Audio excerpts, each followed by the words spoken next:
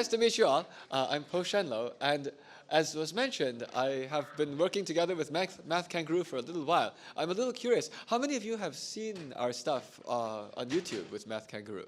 Bunch of you. Okay. Right. And in fact, as was mentioned, there's going to be one more session. The next session is tomorrow night at 4 p.m. for all of you.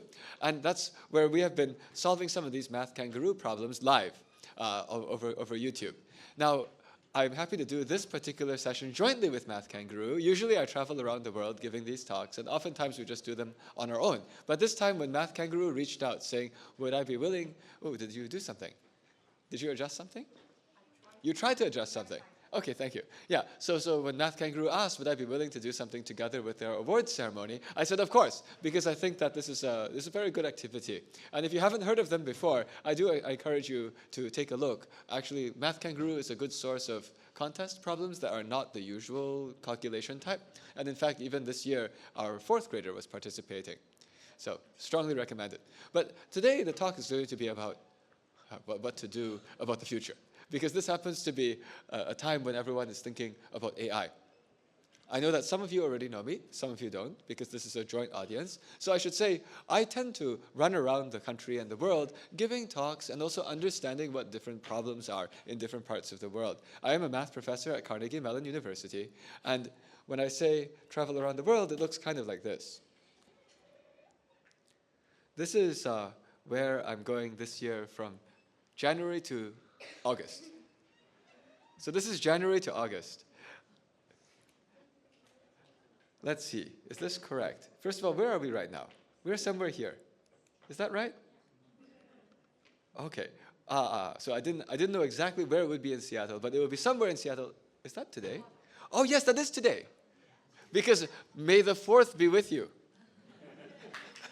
I'm sorry, I don't know if any of you guys got that one, but it's officially Star Wars Day, in case you guys didn't know that. This is called Star Wars Day. I noticed that you guys chose to hold your ceremony on Star Wars Day.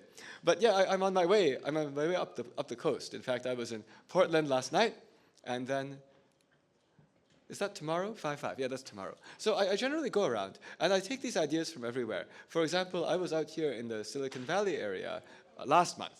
That's April. And as I was going around, I also noticed the kinds of things that are happening. In Silicon Valley, when I give these kinds of talks, the audiences usually contain many people who work in technology and work in investing. Can you guess what all the hot startups, not all, but a lot of the hot startups are these days? Gen AI, artificial intelligence, all of these things. So that happens to be all over my mind. But I'm running around this thing because, you see, the country is very big. And it's quite interesting to see how different people take things differently. And I am actually normally here. So this is where I'm based. This is Pittsburgh, Pennsylvania. I actually did give some session over there as well earlier this year. Carnegie Mellon. Does anyone know what Carnegie Mellon is particularly famous for? I love it. I asked, does anyone know what Carnegie Mellon's famous for? And he said, my brother's going there. Actually, I like what you said, because I'm going to refer to something like that later in this talk, okay? What makes something famous is you sort of know someone close to you who's going there or related to it. But yes, there's another answer. Oh, you came from there? Oh, you used to live in Pittsburgh?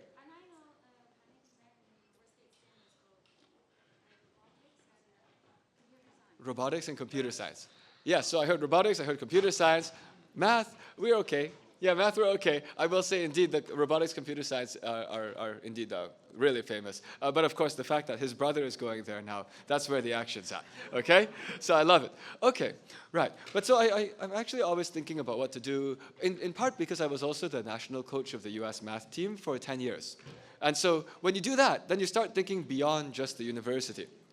Because earlier on, I used to just think about what can I do to help the students at my university. And eventually, when I got a national role, I started to think about what should we do around the country. Because you see, I used to just coach a few kids and try to help them win.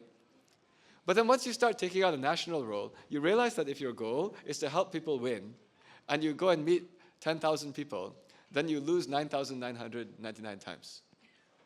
Okay, so a lot of things that I think about nowadays are what can we do that can actually cause lots of people to do well. I know that today we just had an awards ceremony, and honestly, my approach with awards ceremonies and awards are they're kind of a fun thing to challenge yourself and make yourself go a little bit farther. But at the same time, there are lots of interesting things in life that are not contests.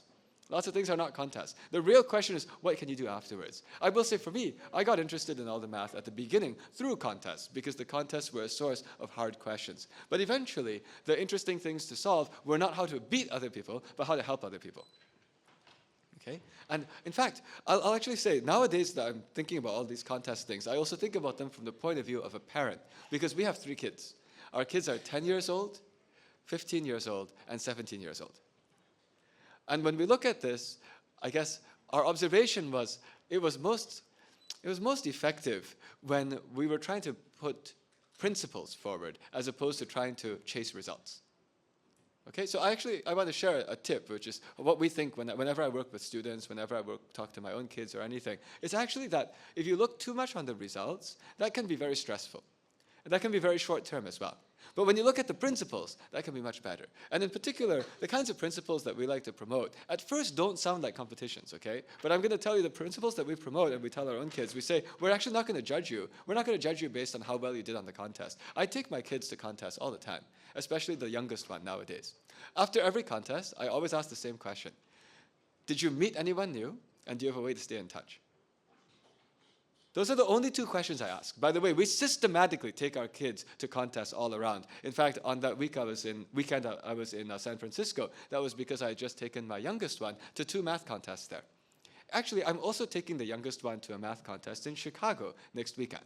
Some of you might also be there at that one, okay? But actually, in the one in this weekend, this coming weekend, we're probably going to miss the award ceremony. That's because I'm giving some other talk in Chicago during the awards ceremony. So we're going to miss the awards ceremony. But I'm still going to ask the same questions. Did you meet anyone new? And do you have a way to stay in touch?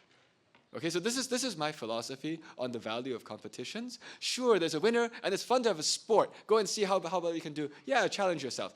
But did you actually meet someone new? And do you have a way to stay in touch? The reason is because I'm firmly convinced that as we go forward into this crazy world that's dominated by AI, the most important resource is going to be how many people in this world care about you. I'm actually serious. I think that the most important resource is going to be how many people in this world care about you. Why do I say that? It's because sometimes in the past people would say, well, it's how much money I have in the bank. Well, come on, there's something called inflation. It's getting pretty bad. But actually, when you think about it, the world is not a place that was stable that long. I think about this because very recently, until maybe about a year or 2 ago, my wife's dad was staying with us at our house. He lived with us for several months. He was born in the 1940s, around 1942. So we had this 80-year-old living in our house who was born during World War II. And his family, during World War II, was escaping. They were in China. They were escaping. They escaped all the way down to Hong Kong. It occurred to me I'm living next to someone who lived through enormous turmoil in the world, Cold War, nuclear threats, countries, revolutions, everything, and that's a lifetime. That's like a normal human lifetime. Then I thought to myself, what's the chance that this lifetime is going to be that stable either? We now see this generative AI is here. The jobs are going to go totally nuts. Do you remember what caused all those revolutions in the world?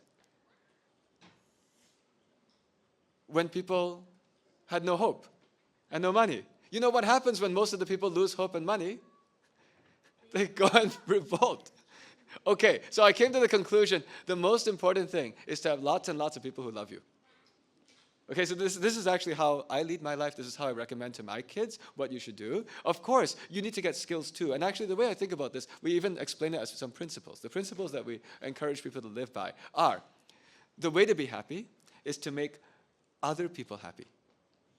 I see all these volunteers here. Why in the world are they doing it? It's because they're trying to make people happy. Okay? It's that somehow there's a certain source of happiness, which is if you've delighted someone else. I was having this conversation with my teenage son about a week and a half ago about how one of the goals is to actually delight people.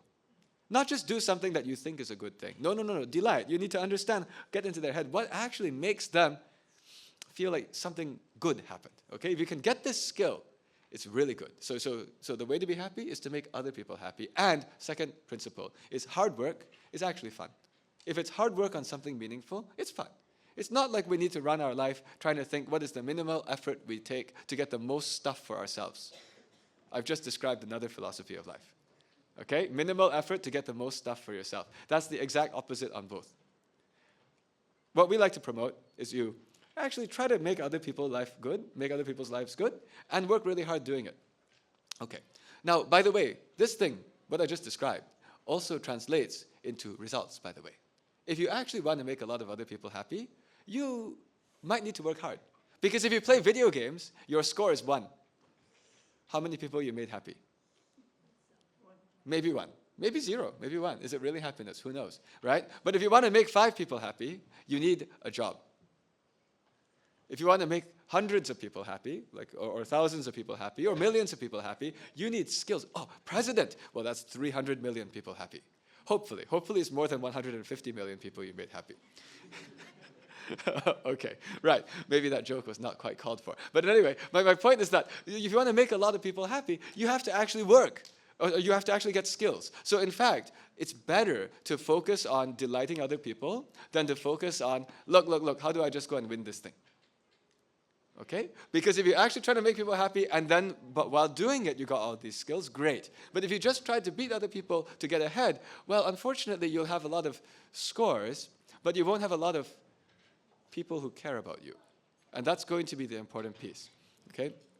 Actually, let me tell you a bit about the work I do, because I see this audience here is varying in age. Sometimes I talk more about philosophy. Sometimes it's easier when I see younger people to also tell you a bit about what I work on, and then you'll kind of see how I use these philosophies in what I do, okay? Because I'm basically working to address a problem. I see a problem being AI is getting really big.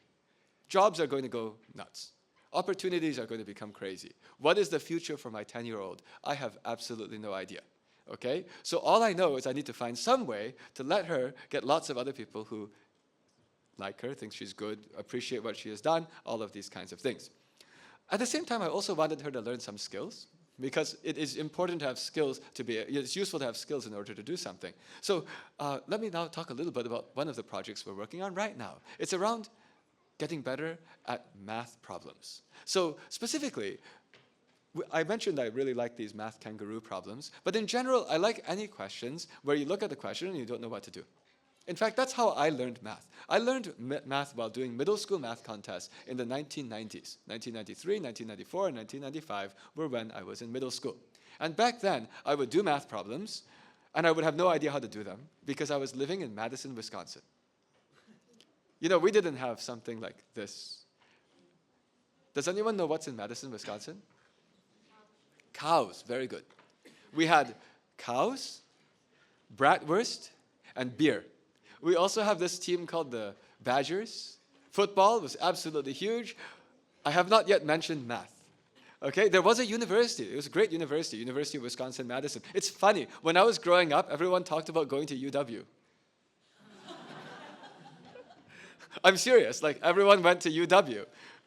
But that was a different W. It was University of Wisconsin, okay? But I'm just explaining, that's where I was growing up, and then whenever I was running into math problems, if I didn't know what to do, you just think harder, okay? So I spent a lot of time doing that and discovering that I can solve a problem I've never seen before. I also finally really spent more time on math once I had other friends that I had met somehow that made it fun for me to work on math because at least there was some camaraderie. There were some other friends we were doing this with together. So I wanted to go and make a platform to go and make it possible for more people today to do this and to get to know more people too. So we're actually about to release something. We're about to release something publicly for free on the internet. But I'll tell you about it. Okay, I'll tell you about it. Because this is an example of how I try to build a positive culture around competitions and around challenging oneself, all right? So this is actually motivated by video games. I heard people go, okay, because I know video games are kind of addictive, for better or for worse. So I said, well, what if we make a math video game? All right? Now, in particular, the way this works is that it's going to be free. It's actually almost done. We're just testing it right now. It's almost done. But it's something where anyone in the world can join and log on. And when they log on to this video game, then they split off into groups of 5 students at a time. About 5 students at a time. And then those 5 students, you do a contest. It's as if you get to play Math Kangaroo anytime you want. Okay, but when you go on, it's sort of like a website called chess.com. Has anyone heard of that before? Somehow the overlap between you guys and chess is apparently quite high. But yes, chess.com. So the idea of chess.com, if you've ever gone to the website, you go on and you can play chess against anyone you want, anytime you want. Does that make sense? So our thing is you can do math against anyone you want, anytime you want. And there are these rooms of about 5 kids, and then they'll all go and play where one problem at a time comes, and the problem comes, and guess what the 5 people are trying to do? Solve the problem, and see who can solve it quickly, see who can solve it correctly. Okay, but then we have a huge twist. Our website does not just say your score on math. That often makes a toxic environment. Okay, I will say, it's interesting, the first graders are mostly gone now. When I came earlier, this front row was full of first graders, which is fun. First graders still need to grow up a little bit, because one thing I heard one of them say to another one was, "Ha ha, I did better than you." That's so first grade. It's okay, they'll grow out of it. But I'm trying to say this, that somehow I have actually sometimes seen in highly competitive environments, people say, "Hey, you only got 20 points, I have 21. You're stupid. You don't deserve to be here. Go back to kindergarten." I'm just saying, these are the things that people sometimes say. But honestly, I think they're bad. I think they can cause people to decide not to do this. They can make the community into one that's not fun to be in, okay? They can turn people away. So I wanted to not do that. So our website is different. Next to everyone's username in this website is not their math score. It's their reputation score. Okay, what's the reputation score? Let me explain. So the reputation score is earned like this. So during this game, after the 5 people do a question, we give them a chat room to talk for about a minute about anything you want, Suppose that 5 students just tried to do the same problem. Suppose that 2 of them solved it and 3 of them didn't solve it. What do you think the people who didn't solve it might say in the chat? What is the answer to the question? That's a reasonable thing to ask, right? Well, in our interface, we will actually show you the answer to the question. Suppose you tried to solve it, you see the answer, you still didn't solve it, you don't know what to do. What might you say in the chat? Can anyone suggest? Yes, please. How did you solve this? Okay, now, suppose that on this platform, next to everyone's name, is how many of these thumbs ups did they get from somebody else after they helped that person understand how to solve the problem. What do you think the 2 people who know how to solve the problem are going to type? Yes? They're going to say how they did it. And they're not going to say, "Oh, come on, it's so easy. You just subtract those 2 numbers. You should go back to kindergarten." If they say that, are they going to get a this? No. What are they going to get? Bzz. I've invented a system where the genius jerk gets 0 points. Okay, this is very important because I want more people to dare to challenge themselves with hard things. I think I saw your banner said something like people love math. I actually like people to love hard challenges. Okay, I have a goal. I want people to love challenge. The way to love challenge is to try something, fall down, and not feel like you got that hurt. Okay, so our idea was, hey, well, what if we make it so that people are incentivized to be nice? Okay, so they're nice, so they answer nicely. Hey, hang on a second. If you know that every time you ask for help, someone answers and they answer nicely, what will you do on this platform every time you don't know how to do the problem? What will you do every time you don't know? You ask for help, and then what's going to happen? Help will come. It's free. This will scale up person-to-person teaching for free over the entire world scale. That's actually what this is about. Honestly, it's not that new of an idea. It's just a real-time Stack Overflow. Anyone here who works in IT, you know what I mean? Stack Overflow is this interesting website where, for whatever reason, all these millions of people have spent even more hours explaining things for no money.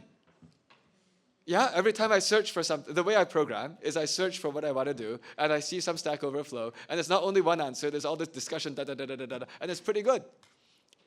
So I said, what if we just do this in real time? And use the concept of a chess.com or a video game, and then suddenly you have a real-time way to go and have these discussions, and the best part is you know that score next to the person? That score is measuring how many other people you helped. Remember I told you the first principle I have for our kids? The way to be happy is to help other people and make other people happy. And the more other people you help, the better you feel. So I'm basically trying to push this particular philosophy out to the entire world while at the same time teaching. Okay, so everyone will be able to learn. So actually, if you want to go and practice some math problems in the future, this website is going to be completely live and usable probably within 1 or 2 months. Already right now, it's about to go live internally for us to test. Now, I want to tell you, when I was thinking about doing all of this, I was also thinking, oh no, but I need to make sure that some bad people don't ruin it for everyone. Because even though you go and make it so that even though you make it so that you incentivize people to be nice, there are some people in the world who just want to mess around with other people. Some bullies, okay? And they don't care if they get downvoted, they just want to make other people's life horrible. So then I thought, oh no, what am I going to do? I need moderators. I'm just telling you how I think, right? I wanted to make this website. I want to make it usable for my kids, other people as well. So I need moderators. How am I going to afford that? I want to build this world scale. The year is 2023. I was thinking of this last year. If it's 2023 and you start thinking, in order to build this, I need to get some moderators. What might you do? Get the people who are the high scorers to be the moderators. That's not a bad idea. That's how forums worked before. But there's a better way to do it in 2023. Volunteers. Again, that's similar to how they voluntarily do Wikipedia, but I'm looking for something else that has to do with 2023. AI, that was what I thought, okay? So then I got curious. How good is this? Well, let me show you. I started to do some experiments. I'm just trying to show you how I, as a person who used to be like many of you people, younger, right? How I do things today. I come up with a thing I want to solve, and it's all around this philosophy of creating the value. And at the same time, I need to actually do it. Okay. Well, let me show you what I did. I did some experiments. Can I open this? Yes, I can. Then I got curious. How good is ChatGPT? Okay, for example, being the moderator. I gave lots of talks all through China. That's why you see all this random Chinese. But let's see, where is it? I gave a lot of talks. I used to, in these talks, talk about ChatGPT. There we go. Let's do this. So I decided I was curious. I wanted to know, how good can ChatGPT be at being a moderator? Is the font too small? Is that readable to people? Okay, so now, by the way, when you use AI, you need to know how to ask it what to do, okay? Some people call this prompt engineering. Some people have actually thought maybe we should teach people how to do prompt engineering. I found out that the easiest way to teach my 10-year-old how to do prompt engineering was just give her the ChatGPT, and she asked it questions, and before you knew it, she knew how to ask it questions. But anyway, I wanted to go and say, let's find out, how good is this at doing the job? Please be a moderator. And I'm telling it, don't let personal information out. I need to protect kids. But the most important thing you'll see is rate messages. Okay? 7 or higher is bullying. 9 or higher is just not acceptable. So please help me start. 2 plus 2 equals 4. No problem. 2 plus 2 equals 4 is not an issue. It's just a basic math fact. This is ChatGPT talking. Then I wanted to know what happens if you say sin, sin, sin, sin, sin, sin, sin. What does that mean? Well, ChatGPT decides that it is spammy or nonsensical. But it's not a problem, so it's only 1 out of 10. By the way, what we have found out is if you let kids talk and you give them a long leash, it's a good thing. If you make it too tight, people think it's no fun. Okay?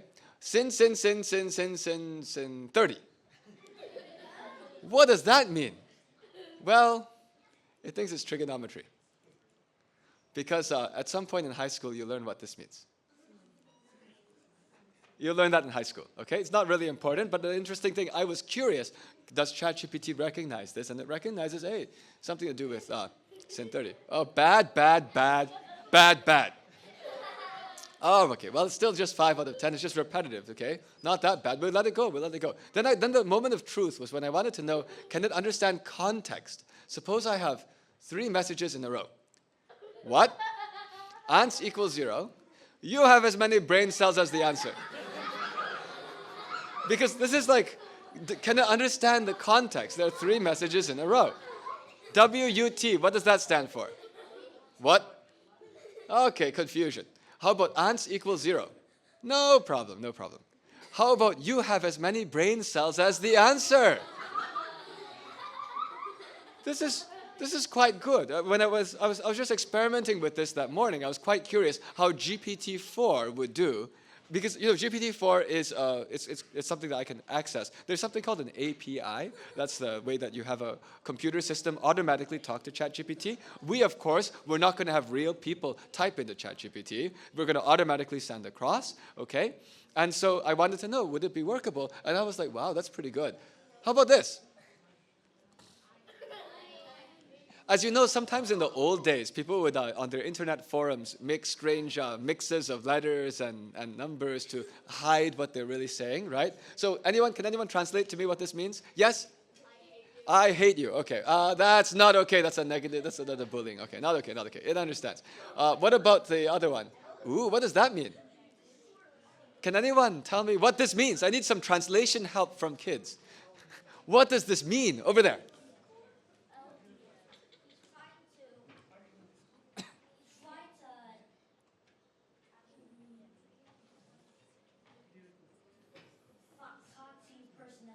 Good. He's trying to talk to you personally on the Discord. Your Discord, I'll direct message. So some person is trying to figure out what's your private messaging line. I want to talk to you. Bzz. Not okay. No personal contact. This is important, right? We wanted to make sure that this kind of a system we can keep safe. By the way, I want to tell you, we will also have people watching, but I wanted to have a combination of artificial intelligence doing the first round, and then humans patching the second round. So, okay, this is pretty good. What's the next one? What school do you go to? 9 and 10 are already bad. Nine's already called absolutely not okay. Ask for personal information. No, not okay. This problem is so stupid. It's not actually something that we should knock away. Okay, because you see, if you really make it so people cannot say anything, then they feel very frustrated. But okay, let them take out their frustration. You're not attacking anyone, at least. I hate my life. This one we want to know, right? We want to know. If you see someone who says that, we want to take a look. We want to know what's going on. Are they just being ironic? Are they being sarcastic? That's fine. But if they actually are not happy, we kind of want to know. What does this mean? I hate these moderators. This is only 7. Expressing negative sentiment towards the moderators, okay? But it doesn't directly target another user. Okay, so we let it through. We block the ones that are 8 and higher. I don't need to explain what this one means. I don't need to explain that one. Okay? I have a new one.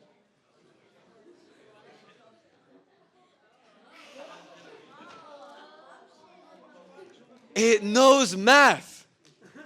It could distinguish between FU and F parentheses U.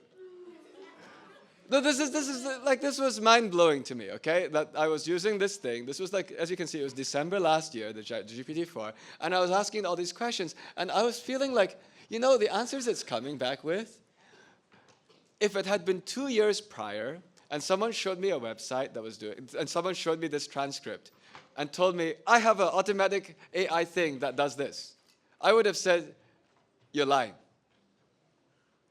You know what I mean? Like 2 years ago, the conception that there's something that is behaving pretty close to an actual person is unbelievable. But it's now today. Today we just consider it, okay, this is just the world we're in. This is GPT-4. Sam Altman gave a talk. I think he made some comments at Stanford, I think it was. I don't remember, but very recently. And apparently among his comments, one of them was something like, GPT-4. It will be the dumbest AI you'll interact with. Wait for GPT-5. So what I'm trying to say is that this already got here. What's next? Because at this point, hey, so first I'm showing you like how I think. I'm like, I want to solve something. I want to create something of value. And along the way, I need to have I need to have some work. And you can see what I thought was, I can't afford to hire that many people. We want this to be world scale. I cannot afford that many people, but I can afford GPT, API. Does anyone know how much that costs? I'll show you. Because we started looking into this. How much does it cost? There's a new one, by the way. It's called GPT-4 Turbo. Have you guys seen? I don't know how many of you guys are working on this stuff directly. And of course, by the way, there are also other companies making this stuff. They're all also they're all good. I don't mean to promote one over another. I'm just showing you the one that we happen to be using right now.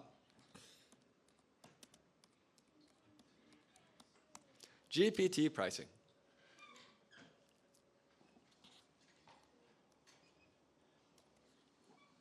GPT-4 Turbo. Okay. What does this even mean?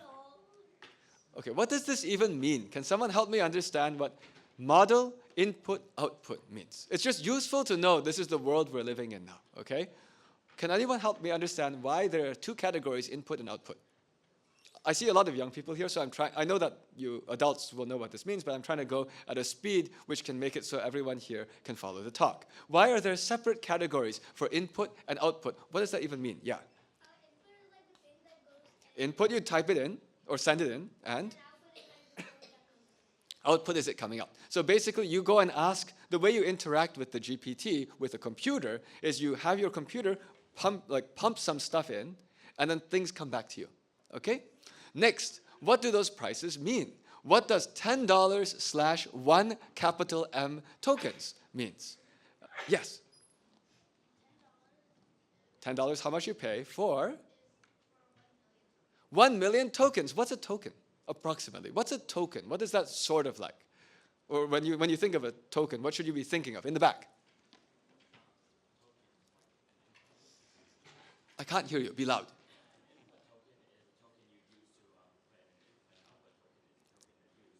Okay, so an input token is a token you put in, output token is a token that comes out. And what is a token, roughly speaking? Like if I send some stuff to it, what is a token? Roughly speaking, yeah.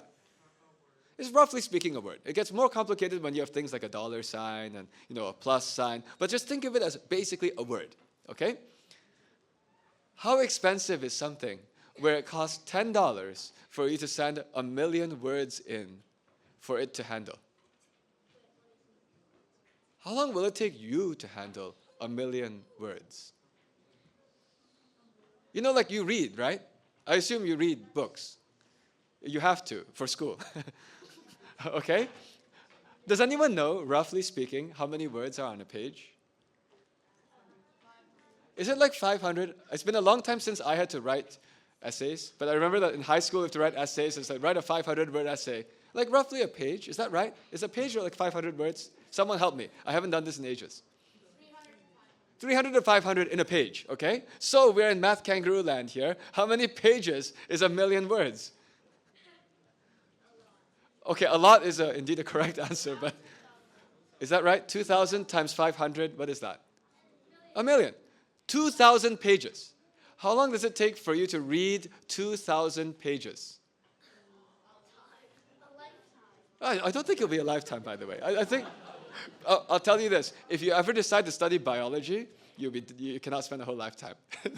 You know how big those biology textbooks are? You guys are high school students, right? Is it like 1,000 pages for a bio textbook, or is it more?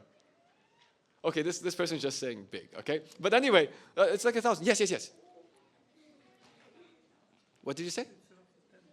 A dictionary is like 1,000 pages. But I'm just saying, let's just think about it. Suppose you take a minute to read a page. Is that about right for people?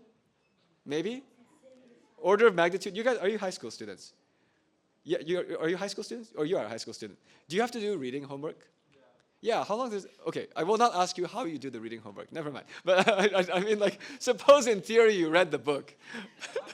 Oh, you do read the book. Very good. Good for you. And so, how long does it take to read a page? To actually read it in a way that you understand as opposed to skim. What's that?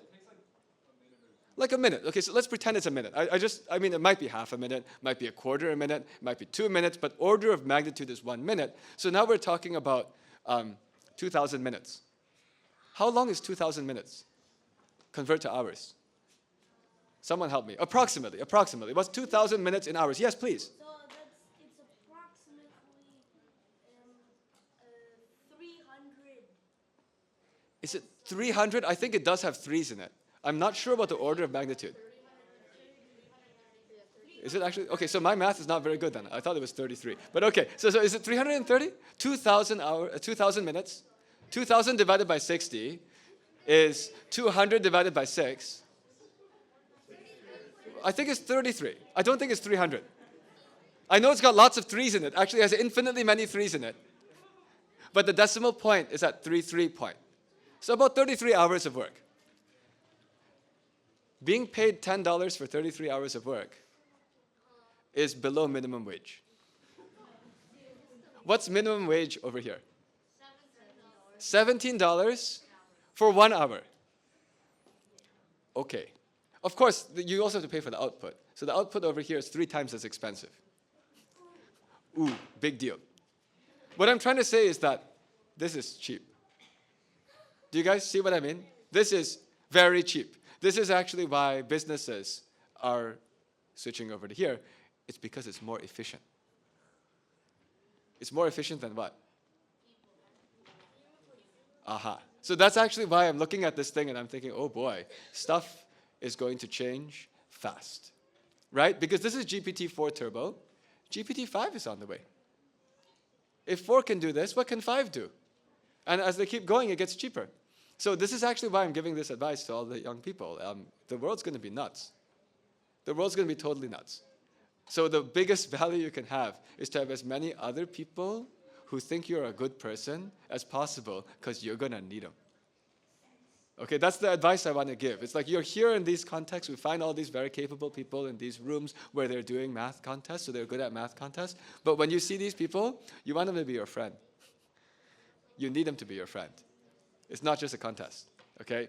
So anyway, this is what I see, and I'm showing you what I'm doing, because what I'm doing also directly feeds into the way, it's directly related to this whole AI stuff. Actually, what I'm really trying to do is I'm trying to build a way to make this world more of a community. You can see I'm using things like this sometimes, but it's to drive the final goal, which is to connect people to each other. My hope is that with that website we're building, which is going to be free, we're going to be able to have all these people from around the world who make friends online at the beginning, eventually IRL, in real life, right? Eventually in real life, but then these are people who support each other. Let me tell you the other thing I'm working on. And then after that, I want to just open up to questions and answers, and then we can just spend the rest of the time being more interactive. This talk is a different style than the other talks I gave, simply because of the ratio of how many really young people are in the room. Okay? If you come to some of my other talks, you'll notice that the style is very different, because basically everyone is a parent. But here I see enough young people that I want to tell you work I do, because then that seems like maybe you can relate to it better. These are real things. So the other thing I'm doing is, right, so we saw this thing where you can learn from other people. Sometimes, though, people want to learn from other people who definitely know what they're talking about. Like, learning from other people who might know what they're talking about is cool. The good thing about math, by the way, is if the other person explains something and it makes sense, it's okay, right? So that's why that's okay. But it's still useful to be able to learn from people who do know what they're talking about. And also there's an even deeper thing where I actually don't want people only to be learning about math. In fact, my mission I'm on is to try to make this world a more thoughtful place. This is actually the main goal I'm working on, making the world a more thoughtful place, a more connected place. For me, the word thoughtful is important, because thoughtful includes 2 kinds of things. One kind of thing is thinking, being able to solve something you haven't seen before, like these math kangaroo problems. And then the other part of thoughtful is actually caring about what other people need. It's back to this whole thing of delighting people and making other people happy. I'm trying to find a way to propagate this philosophy as widely as possible and get it everywhere. Okay, so then our observation was, if we want to go and grow a philosophy, it's really useful to start growing it among people who are like middle school, or maybe like 4th and 5th grade, and maybe like 9th grade. So like 4th to 9th grade, start there. And now, the way we saw we could do this is that Well, in that age group, there's lots of people who anyway are looking to learn more math than what's in school. So I have a way of getting in. They want to learn more math than what's being taught in school. But I want to have them learn it in a way that's more like how I learned it, where you have to actually think. Let me tell you, the way that I teach math at my university is that I use, we use chalkboards, but I just go in and I write the problem on the board and I say, this is what we're doing, but I'm sorry, I forgot how to do it. I need you to help me figure this out. And I actually did forget how to do it. Oh, yeah, really, really. Anyone who works with me knows that I just dash out of my office about 6 minutes before class with a piece of chalk running to my bike so I can bike to the class, run up the stairs, go there, out of breath, put the question on and say, all right, let's do this, I forgot how to do it. It's important that I actually forgot so that the students wake up because they know they need to help me. Okay? But you see, this makes the student experience very different. During the whole class, they're thinking, what is that guy going to say next? And so am I. What's that guy going to say next? Okay? We're all thinking. We're all trying to be like, what's going to happen next? And everyone's always trying to think, how could I solve this? I don't know how to do it, but let's try to help. This is the complete opposite of how some people learn in college. Sometimes the way people learn in college or in high school is they wait until the slide is all full, then they take a picture or they copy the notes, and then they go back to sleep and wait for the next slide to be full. And then they kind of fall asleep. And then wait for the next slide to be full, copy it, go to sleep. And then about 1 month later, they look at all their pictures and try to figure out what in the world happened last month. Okay? And this is what we do today with pictures. In the old days, it was the blackboard filling up, and they would quickly copy the notes before professor erases everything. And then 1 month later, go figure out what happened. I flip it around. I say, if you're learning, hey, you think what happens next. Don't figure out what I did a month ago. Okay? This is how you learn how to solve something new. Actually, I want to tell you, even if your teacher doesn't teach this way, you can still learn this way. I went to public schools in Madison, Wisconsin. Very few teachers taught in that exact way. No problem. I would always love listening to the class, trying to guess, what is the teacher going to say next? It's a different way of learning. Instead of just saying, all right, wait until it's done. It's so easy anyway. It's not that easy anyway. But it's better to just go and think, like, what are they going to say next? If you get really, really good at predicting the next word, you will be GPT-6. You know what I'm talking about, right? Anyone working in IT. You know how GPT works? Predicts the next word. Okay, so I'm just saying, like, this is the intelligence. You predict the next word. I'm just suggesting next time I talk, you should guess what I'm gonna say. Yeah. Okay, you're getting good at this. Yeah, next. Okay. But this is the way to learn. You can use this in any setting, whether it is how the teacher is teaching or whether whatever the teacher is doing. But anyway, I said I want to go and teach all these middle school kids, 4th to 9th grade kids. I want to teach them this, and I also want to teach them this stuff about thoughtfulness. But that will come. You'll see how that comes in. Now, in order to do this, by the way, you know what we don't have enough of in the world to do this? If we want to teach lots and lots and lots of 4th to 9th grade kids how to come up with new ideas to solve problems, and we want to do it at huge scale for lots and lots of people, do you know what the world doesn't have enough of? Teachers. Teachers are very special. Teachers and coaches are very special. And if you have access, wonderful. Unfortunately, we don't have enough. So I was trying to think, how can we get more people to coach this? I actually believe strongly in people coaching, not AI's coaching. Sort of because I think that if someday all of the people in the world are taught by computers, we already lost. You see what I mean? Like, we need to have people. And also people like to be inspired by people. I'll actually go further than this. People sometimes ask, what kind of jobs will be safe when AI comes? I am sure of only one job, and that job is called teacher. The teacher job will never go away, even when AI comes. And if you want to know why, just imagine a high school patrolled by robots.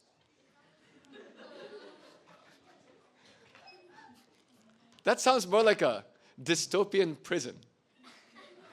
Now, if you think that's crazy, imagine a kindergarten patrolled by robots.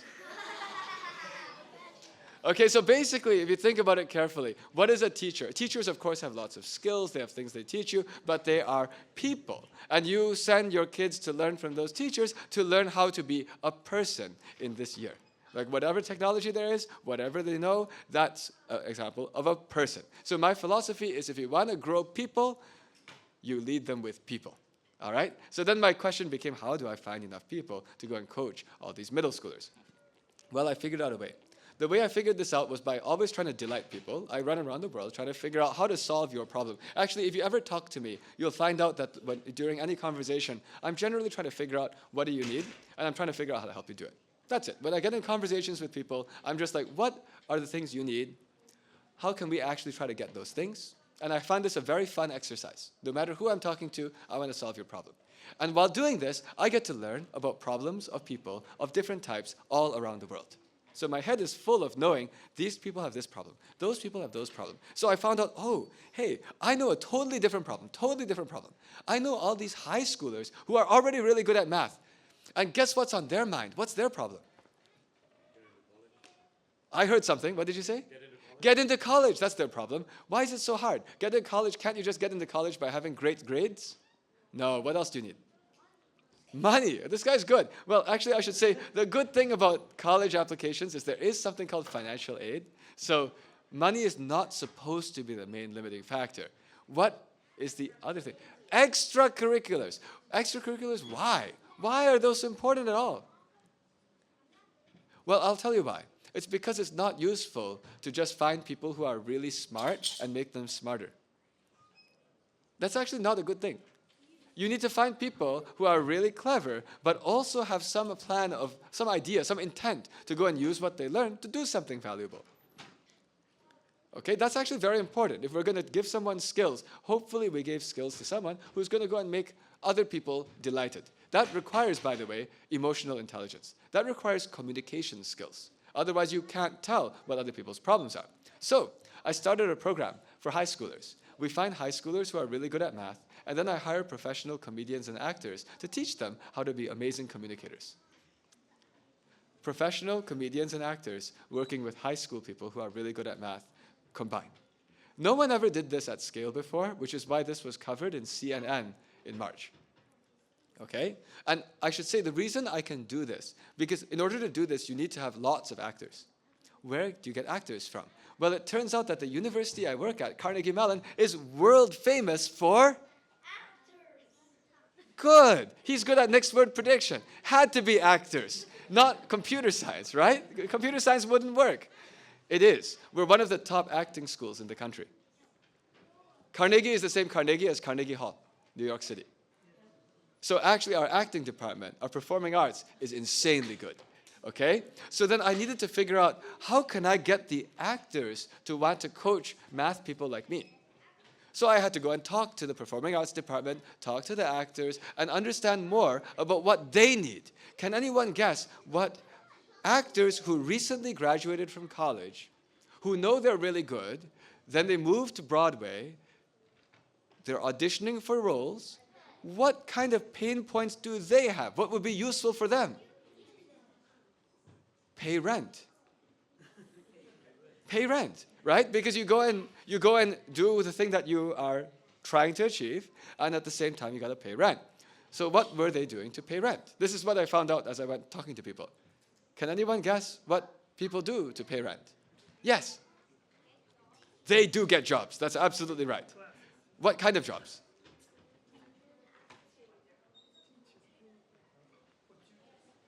Working at McDonald's. Let's say in general, in general, like working in the service industry. That's definitely something, right? There were all kinds of things. Like, people were actually driving Uber, because driving Uber, does anyone know why driving Uber is convenient? You can, on your own time, because you might have, what's this? You might have some kind of an audition that you need to do, right? So you can adjust your schedule and so on. So there were all these things. And I said, you know what? I can make you a deal. We can give you a remote work from home, part-time, paid job. We'll make it worth your while. We know what we need to compete against. And we ended up making a win-win situation where we suddenly have lots of actors who are really good. I'm trying to figure out what to do with this feedback. Just a second. Does anyone else hear this feedback? Could you maybe help me turn down a bit the volume, because that's going to mess up the pickup. So thank you. Thank you, because you were the one who figured out how to make it louder, which means that you probably know how to make it softer. Okay, Right. But so the point is, I said, okay, now we can do this. And actually, the secret way to get through was because it's always back to the who knows who knows who. This is why I said earlier, a valuable thing is to have lots of other people who know you and like you. So we were able to get through into the network of the actors because of Carnegie Mellon's acting community. Okay, now let me explain.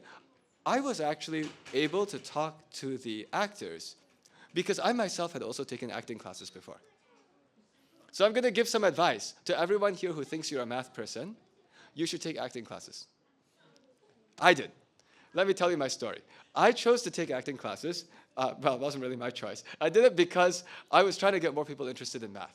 So I was able to work with a professional public relations firm about 7 years ago. We were supported by a philanthropic foundation called the Overdeck Family Foundation. They're one of the biggest funders of Khan Academy. All right? But so I was able to work with them, and they said if we want to go and make more people interested in math, we should go and we should make some movies, short movies. We will find some influencers, and you'll film with the influencers, and we'll put the recordings on Instagram and YouTube. And they told me, finding the influencers is not a problem. The only problem is you. You don't know how to talk to normal people. You only know how to talk to math people. You have to take improvisational comedy classes. Okay, I didn't know what improv comedy was before. I thought it was like telling jokes or something. They said, oh, it's not stand-up comedy. Improv comedy is where you have two people on the stage. They don't know what they're going to talk about. The first one says one sentence, and immediately the second person has to reply. And then immediately the first person has to reply back, and it goes dung, dung, dung, dung, dung, dung, just like a late-night TV show. Okay? They said, you have to learn this, or else you will die on camera with influencers. And they told me, one of the influencers you're going to be working with is a cheerleading squad. Oh, that's a challenge.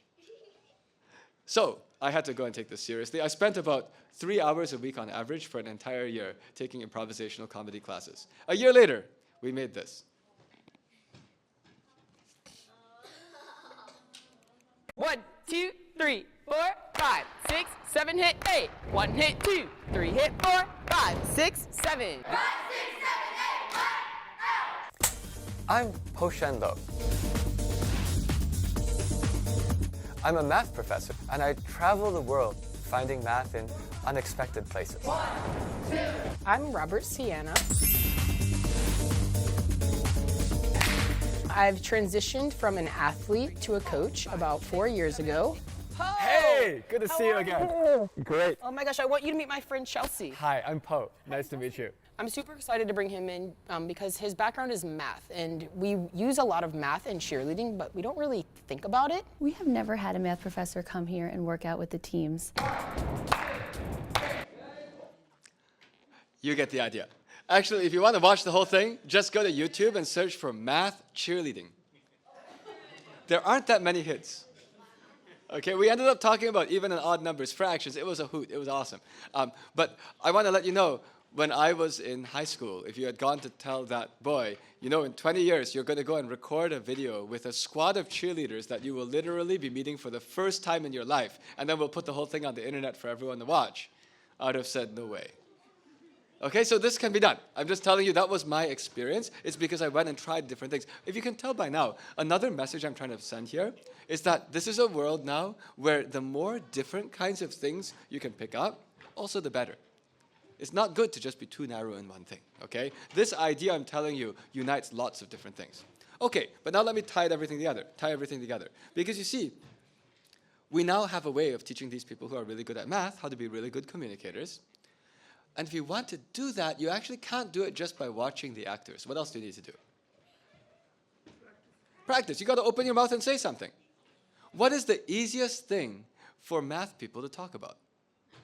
Math. So the way they practice is by live streaming the best live video math classes ever made over to the 4th to 9th graders. This is a win, win, win.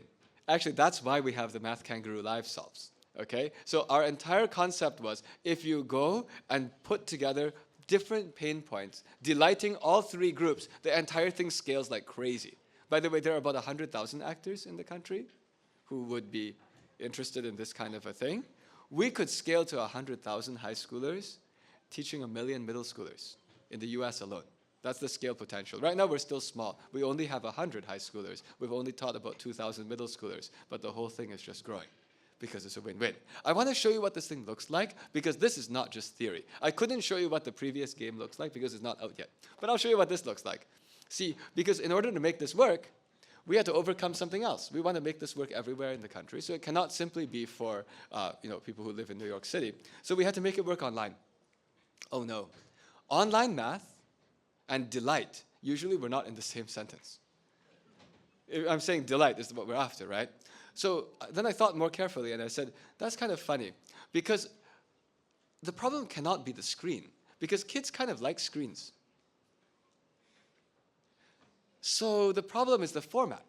And I realized I know what the problem is. The problem is that it's just a Zoom meeting. And I've actually never met any adults who watch every Zoom meeting with perfect concentration for the entire Zoom meeting for 5 hours straight. They usually last about 1 minute, and then their eyes start to do this, if you see the camera. And what does this mean?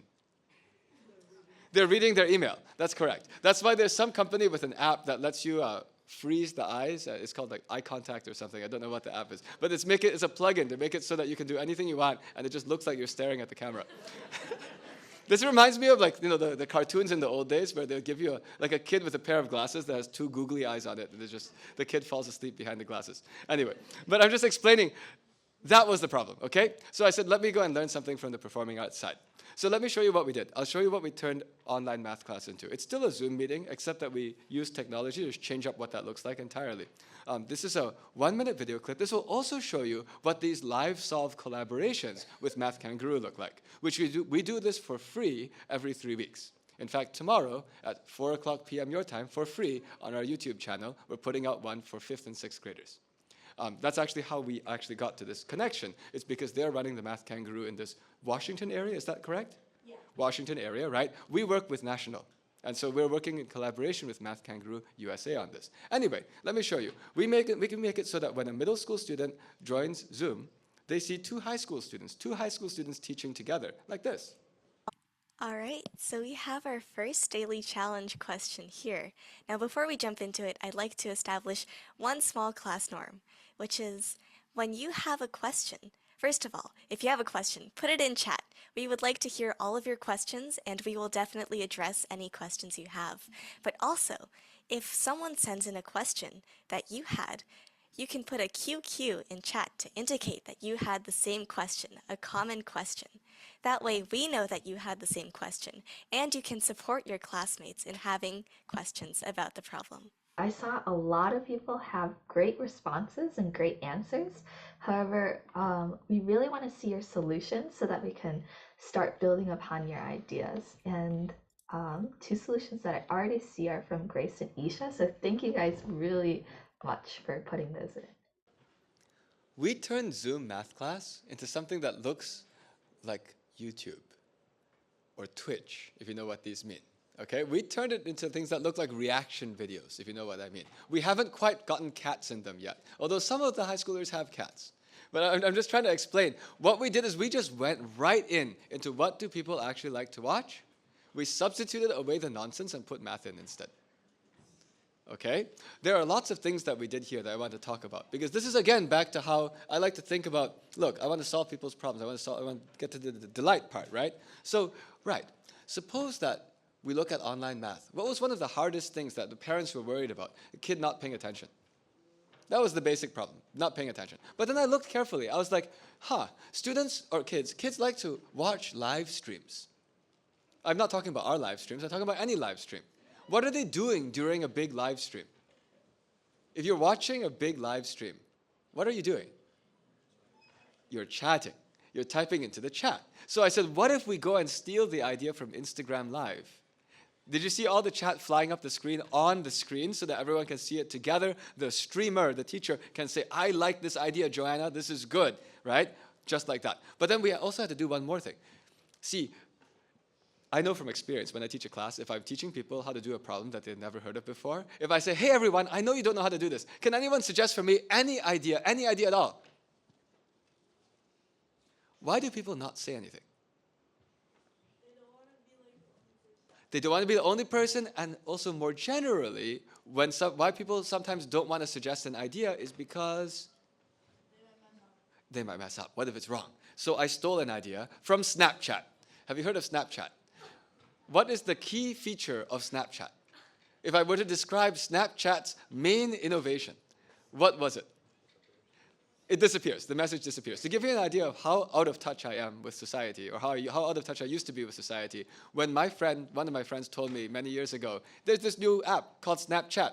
You send a message and it disappears. I said, why would anyone ever want to use such an app?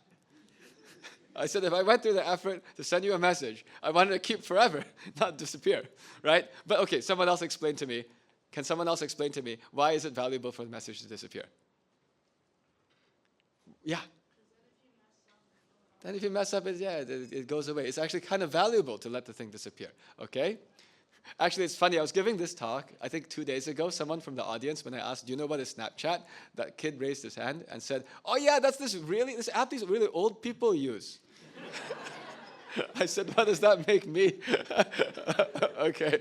Anyway, so yeah, Snapchat, that thing. Right, but so I said, okay, let's use that same idea. These messages that were flying up the screen, they disappear. Aha, suddenly people are willing to talk. Like if you watch our live streams, it's a bam, bam, bam, bam, bam. Everyone is suggesting ideas. Half of them are wrong. It doesn't matter because all the other people are wrong too. Everyone's just going and they just disappear. Actually, they don't disappear. They only disappear for everyone else. The instructors can see them forever. But that's okay. When the people don't want to talk, who are they more afraid of? The other people, not the teacher. The teacher's going to help them, okay? So what we did is we can see all the messages, and then what we do is we say, ooh, Julia, your idea looks good. You know, like we'll go and say, Julia hasn't spoken yet. Julia has a good idea. So we go and call on Julia, and we say, Julia, we really like the idea you just suggested. Do you want to come on camera and share it with everyone? At that point, is Julia willing to come on? Well, quite often, yes, because we said, Julia, your idea is good, right? We found something very funny. We found out that we have people talking more in online classes than in in-person classes. It's backwards because we use the ideas of Instagram Live and Snapchat. I'm just explaining this is like how I like to think about the world. You sometimes can turn the expectations backwards. It's more. Okay. But there's one more thing here that makes the whole thing work. And it's, again, related to like actually trying to delight people, which is why I'm always talking back to that idea. See, we are actually the only people who put a professional actor in every single classroom. This is why CNN reported on this. We put a professional actor in every single classroom. The reason is because I was thinking very hard, how do I make it so that it's actually useful for the high schooler to teach that class? I have to make everyone win. I cannot have the high schooler doing it just because they're going to be nice to me. That doesn't scale. If you look at things in education, things in social change or social impact, it doesn't grow if somebody doesn't really win. And yes, okay, they could write those community service hours, but sometimes that makes them not do it with wholehearted excitement. So I had to figure out how can I make it so that the high schooler actually benefits intrinsically from teaching 1 hour. And I said, look, let's put a professional actor in there, and the actor has exactly one job. Watch the high schoolers and give real-time feedback to help them become more interesting and captivating whenever they open their mouth. Which, by the way, also helps solve the problem for the middle schooler, making them pay attention. Does this make sense? We said there's an actor with exactly one job. The actor is to make you interesting. Oh, actually, this works like this. In the main classroom, the actor's camera is off, microphone is off. No one can see them, but they can hear everything. There's a second video call. We use technology. There's a second video call happening at the same time. The high schoolers are in 2 video calls at the exact same time. The other one, they can see and hear see and hear the actor. 2 high schoolers, actor, all in one room. And then the main classroom here. As the high schooler is talking, real-time feedback is coming about your eyes, about your smile, about the pauses, the voice that you've used, the gestures, the energy level, everything. And they can even see the face of a professional actor, engaging. On a Zoom call, you can see your face too. Your face, actor's face. What happens? What do you do? What do you think happens? Yeah. You try to mimic. You see A, B, right? You start to compare. It's insane. We've made it possible for a high schooler, while teaching math, 1 hour of teaching math equals 1 hour of access to a professional acting coach. Most high schoolers who are good at math do not even know how they would find a professional acting coach to watch them talk about the Pythagorean theorem.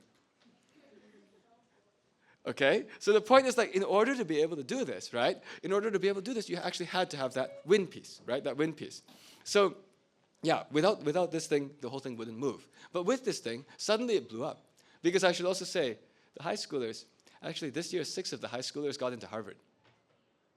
We don't actually only think that university is the important thing in the world. I've said that before. But I'm pointing this out because the math admissions to Harvard is not so easy. Math admissions to MIT is usually a bit more approachable. But it turns out that if you have really strong analytical intelligence and really strong emotional intelligence, this is useful. Actually, the high school students in the high school program, they don't pay anything. They get paid. We have a program that is, in every single dimension for the high schooler, massive win. Do you see what I mean? Suddenly that made it so that we are able to operate these things for everyone else who's taking these classes. I need to emphasize the thing I showed you here, that's not free. The classes for the middle school kids, that's not free, but that's because after school math classes for middle school kids generally were not free anyway, okay? Although ours are free to students who go to Title I schools. Title I schools are schools where the majority of the students are eligible for free reduced lunch. That means the parents' income level is close to the poverty line. We do that on purpose because we want to make sure that we can expand equity out to everywhere. So that's how we operate. There's enough revenue coming in from the people who are paying for after-school math classes anyway to split and solve the people who can't pay, as well as the people who are the high schoolers and the actors. It's a different model. Well, once this started to grow, it grew fast. This is how we know it works. This is a list of all the high schoolers in the program.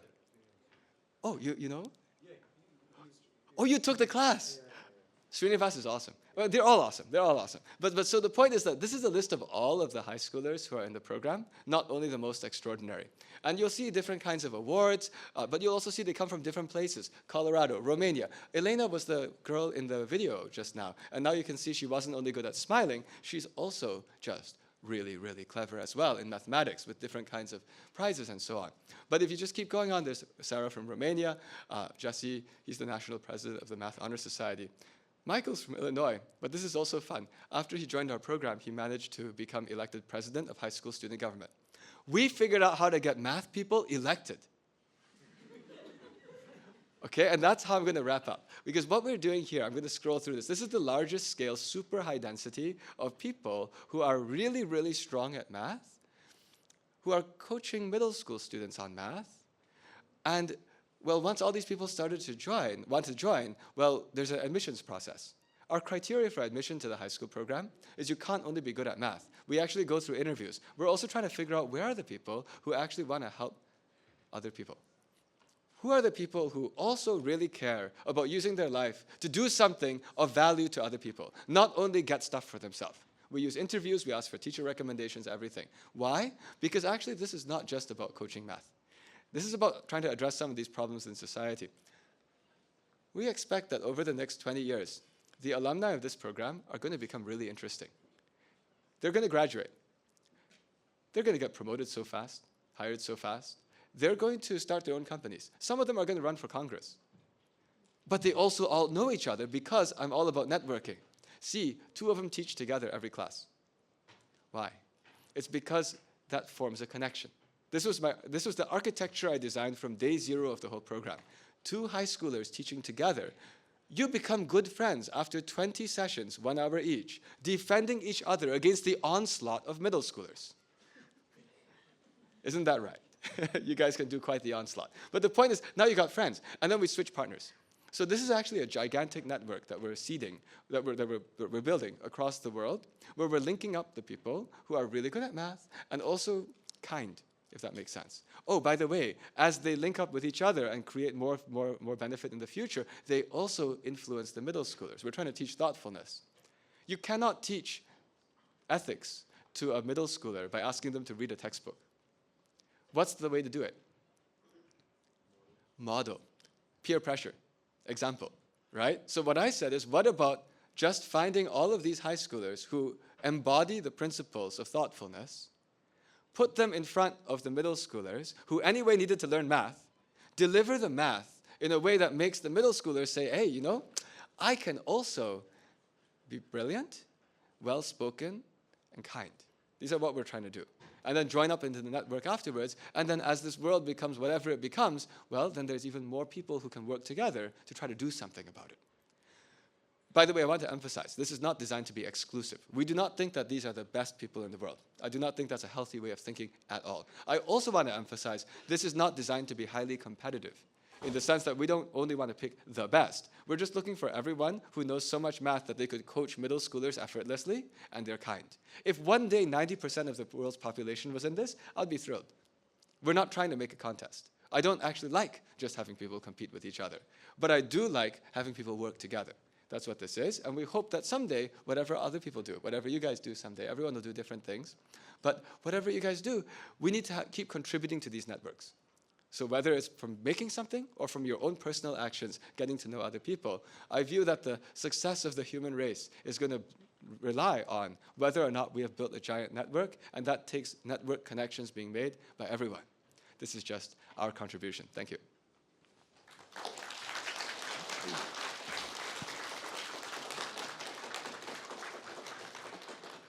So we have about 15 minutes left that we had scheduled.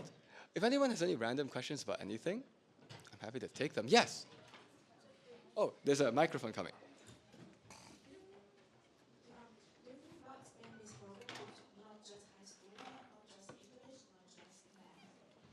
Okay, will we expand this program to not just high schoolers, not just English, not just math, okay?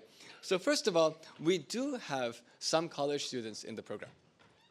We don't have any middle schoolers teaching, but that's because we sort of want more maturity, so it would be high school and up that's going on. We do have some college students. Is that what you were asking?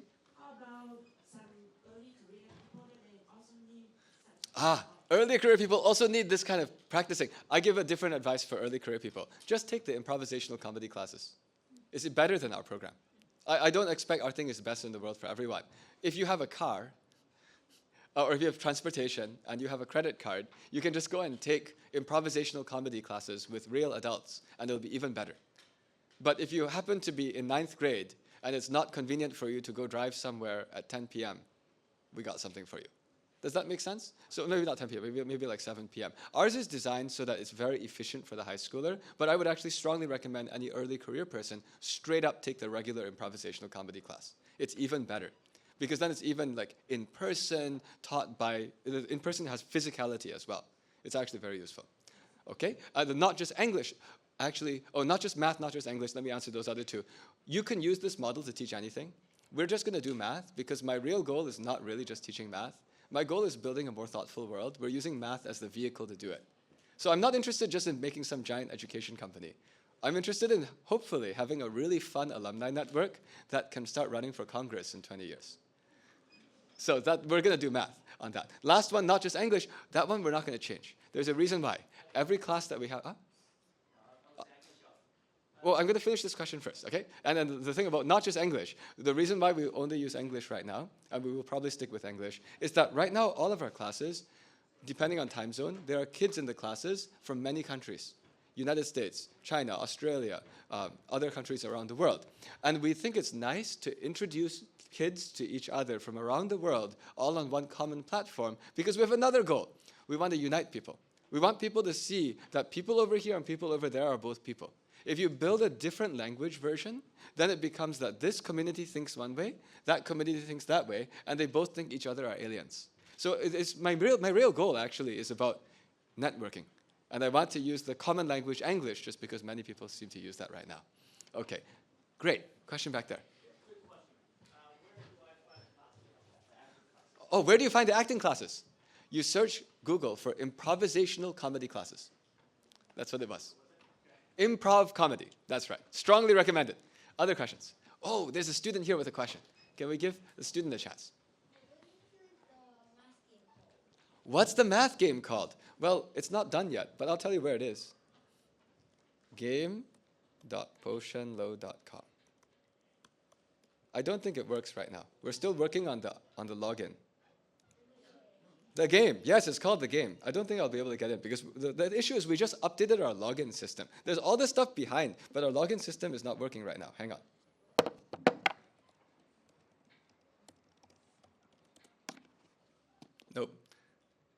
So it's not currently set up.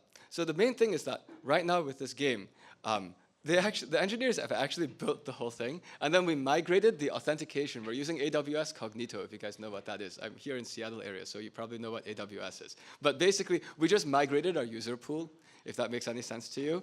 And so that's the only reason I can't demonstrate it, but we actually already have built most of it. It's going to be on game.poshanlo.com, but if you want to go and stay in touch, this is probably the easier way. We're going to announce it on the newsletter.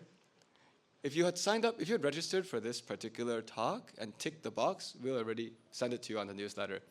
This tour is just, I'm giving a lot of talks around the country, but the newsletter, we're going to put out the announcement. Oh, as soon as it's ready for the public, it'll be there. Other questions? Could be about anything. Oh, yes. Could we help bring the mic to the person in the middle? Ah.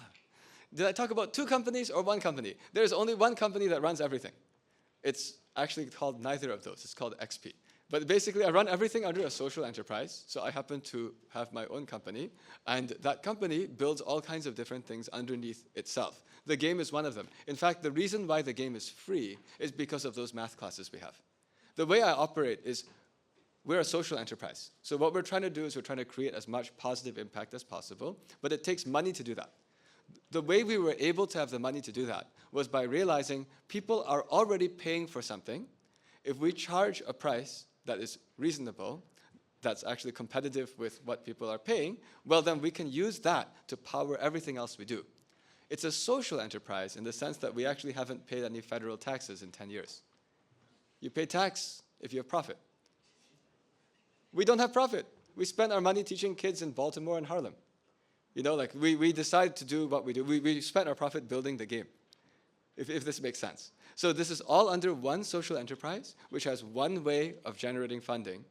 And then everything else that we do, including this tour I'm on, everything else we do is just subsidized through that. So we just make one product after another. If you came to my talk 2 years or 3 years ago, you'd hear that the entire talk was about a new way of fighting pandemics. During the whole pandemic, I spent a year and a half inventing a new way to fight pandemics. That was also under the same thing. And that one we just, we gave away too. So, yeah, thank you. Other questions? Ooh. So, as a high schooler, if I wanted to apply to be a teacher for live classes, where would I do that? Ah, yes. So if you wanted to apply to the high school program, let's do this. Yeah, it's called Live. It's called Live. If you search Google for live math classes, let me see if it's there. So I'm just going to try. I'm curious how it is here. I open an incognito window, so it doesn't use my browsing history. I'm just curious in this part of the country, if I search for live math classes, what comes up? Yeah, that's us. We're the top. So that's us. And if you go and click around, you can figure out how to apply as a high school student. The website looks like this. And then there's a high school students apply, if you can see. So it's there. Yeah, of course. Yeah. We also didn't pay anything to be the top hit on Google. We just managed to just make live math classes that worked. So easy to find, live math classes. Okay, anyone else? Any questions about anything? And I'll emphasize that we encourage people to apply, and even if it doesn't work this year, apply again next year. But ultimately, the things we care about are you need to know math at the level that you could teach middle school math contest stuff, and you have to actually really want to help people. Okay? And then these 2 things, we don't have any quota. There's no limit on how many from Seattle. Everyone past that level. Go. Anyone else? Question about anything? I'm just checking the time. Any questions about anything? Oh, in the front row. Let me give you the mic, because this one actually connects up to the recording too.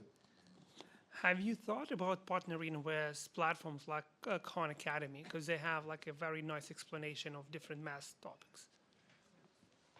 Thank you for your question. I have a lot of respect for people who make all of these different platforms. I've thought about it, but in the end, I guess we are doing something where it's hard for us to work under something. So the main thing is, if people want to work with us, we are always happy to partner and work together, sort of like what we're doing right now. So we're working with Math Kangaroo right now, and this works well. If there's another partner and the partner wants to do something like this where we work together, no problem. And the only issue comes if people want to have control or manage the entire platform, because I'm kind of crazy. So we need to have the freedom to innovate. But yeah, basically, I think that other people are doing lots of great things. And at the same time, though, I'll say one more thing. I think it's healthy to have lots of different platforms because that's what creates innovation. So in some sense, we are doing this way. And if at some point it makes sense to work together with any platform, we'll do it. Okay, any other questions? Oh, yes. Oh, wow, we got a question right in the middle. Thank you. So you have 3 kids, you mentioned, and you're working on all of these world-changing initiatives. How do you find the time? That's a good question. So let me answer the question this way. Next month, I'll actually be traveling with my youngest one. The 10-year-old's coming with me to Chicago and Washington, D.C. on 2 trips. In fact, she comes with me to New York on a trip almost every month. She also came with me to San Francisco last month. The point is, I guess I'm trying to help her see that in this world, some very interesting jobs are the ones that you had no idea existed. So I'm actually using this kind of stuff to expose to our youngest one, there's all this stuff going on. Our older 2 are already in high school. They have their own thing, right? And I can't tell them what to do anyway. I can only do what I hope they will pick up on. But I'll tell you one of the things that I'm the most proud of is that 1 week ago Sunday, so 6 days ago, I was calling my family as I was driving across Houston from one talk to another. And my oldest daughter announced to myself and my wife, she just said, I am going to Africa to teach math this summer. She didn't ask for permission to go to Africa to teach math this summer. She did not say she's considering trying to find a way to go to Africa to teach math this summer. She had already figured everything out. She's going to Africa to teach math this summer. I'm particularly happy because I know she's not doing it to get into college. She already got into college. You see what I'm trying to say? I'm like, okay, so you understand, so she understands what does it mean, create value for people, work hard, try to open your mind, understand the world. This is sort of like an ideal outcome as far as we're concerned. It's that they have somehow seen what we do. I should also say, my wife taught our kids a lot of things at home. Earlier when they were younger, my wife stayed home to teach them stuff. Today, my wife actually works with me on all this stuff. After our youngest went to elementary school, my wife joined me on the team. So in fact, all the stuff that we do is a family affair. I'm the outside guy. My wife is the inside person. Actually, she's basically the mom of these 100 high schoolers. She's working with all of them. That's also why we treat them well. We care very much for the people that are in our community. But we're both committed to this mission, if that makes sense. And then that's like our way of, I guess, letting our kids see this is what we think is important. We hope that you pick up some of these ideas. And, well, whatever happens, happens, I suppose. But yeah, this is a very good question. I mean, unfortunately, it's difficult to directly spend a huge amount of time with the kids, although actually the older 2 don't want the time anymore. The younger one loves it, so I just take her along. And anyone who's with me in Chicago next weekend, you'll get to meet her. Yeah. Any other questions?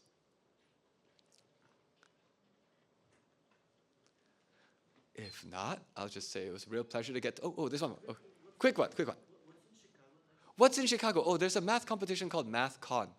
I will also say, that newsletter that I showed you, in the newsletter, we send announcements about every 3 weeks of there's going to be a contest here, contest here, contest here, contest here, contest here. I actually will tell you, we live in Pittsburgh, Pennsylvania, which does not have many contests around. So we intentionally go to the other ones with the same thing every time. Did you meet someone new? Do you have a way to stay in touch? Right? So we will go to Boston, we will go to San Francisco, we'll go to Los Angeles, you name it. And so that happens to be one that's in Chicago. That contest is called MathCon. MathCon, C-O-N. Yes. Okay. Oh, wait. One more question, it looks like. We're going to wrap up soon. Uh-huh. You said that one of the goals is to ask the kids to stay in touch. So in this modern age, what tools do you find the kids using to stay in touch? That is the problem. Because I'm trying to do this, and my youngest daughter is not yet 13. You know what I mean by that? What's the challenge? The challenge is there's a law. It's called COPPA, Children's Online Privacy Protection Act. It makes it more work for any company to support kids who are under 13. And so a lot of the companies like Facebook and Snapchat and the Instagram and whatnot, they just say we don't want any kids under 13. So then all these other kids, how do they get out? How can they talk to each other, right? That's why I'm making this other platform. because I don't have a way. You see what I mean? I couldn't get them to join Discord. That's illegal. I don't want to tell everyone do illegal stuff, right? So actually what's happening is we're taking the cost, the legal cost, to build a platform for kids under 13 to be able to talk to each other in an environment policed by GPT and humans all around math. Do you see what I'm actually doing here? It's that I couldn't get a good way for them to stay in touch. There was no good messaging system. So another pain point we're trying to solve is, can there be a safe place for kids who are interested in math and science to meet each other, talk to each other, and not lie about their age? But also have it policed, because I have my own kid there. Yeah, so this is actually how I think about the world. That's another angle I was putting it. Yeah, otherwise I just don't know any, because unfortunately the under 13 is a serious thing. And what I mean by the legal effort is we're doing that, so of course people have to sign and whatever, we have to keep track of all these signatures. Facebook and Snapchat don't want to worry about that effort. But we're willing to do it because someone's got to do it. Okay, any other questions? If not, then nice to meet you all. Take care, bye-bye.